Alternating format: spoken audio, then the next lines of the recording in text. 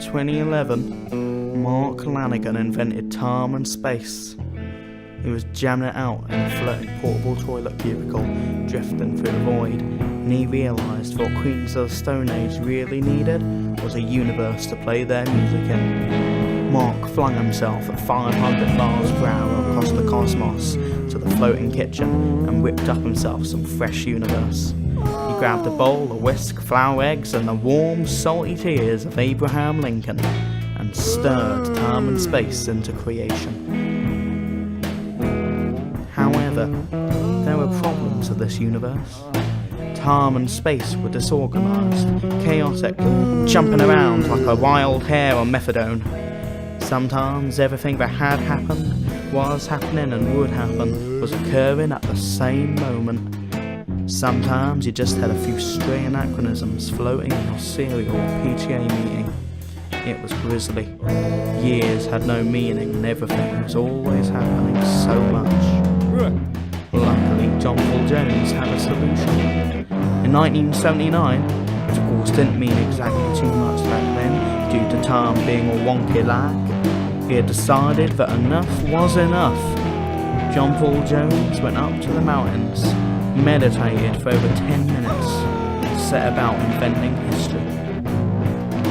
History had never been heard of back then, and Plato, who he sometimes sat down and shared a joint with, thought it was some real revolutionary stuff.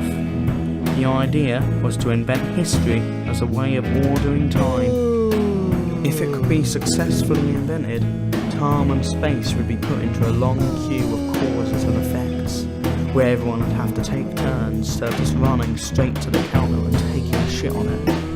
It meant that Jesus would only have to be crucified once, instead of always sort of moaning and crying a little bit while sporadically shouting at his past self to turn back as he walked past.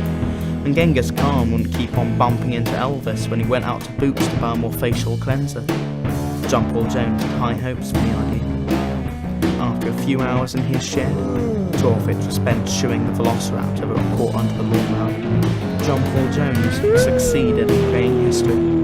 Things stopped happening all at once, and things were finally ordered into years, months and days and all that. John Paul Jones was pretty happy with that, and he thinks everyone else would too if they were aware of things ever having happened all at once. However, he had to keep a close eye on history, put a real strain on his career. A year later, his band, Led Zeppelin, broke up. However, things were not all lost for John Paul Jones's career.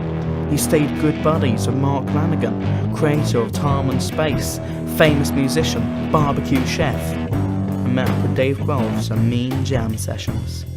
At Dave Grohl's birthday party at medieval times, Josh Homme vomited on John Paul Jones. They instantly became friends and decided that with Dave Grohl they would form a new band. That band is Them Crooked Vultures. Pretty intense. Plato continued to miss John Paul Jones for the rest of his life, would sometimes hum Black Dog with a tear in his eye as he stared into the stars and wondered about the universe and stuff. John Paul Jones heavily inspired his work, as shown by the famous quote, "Be kind, for John Paul Jones is fighting a harder battle."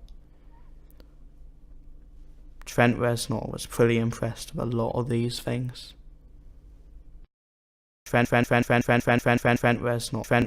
was pretty impressed with a lot of these things.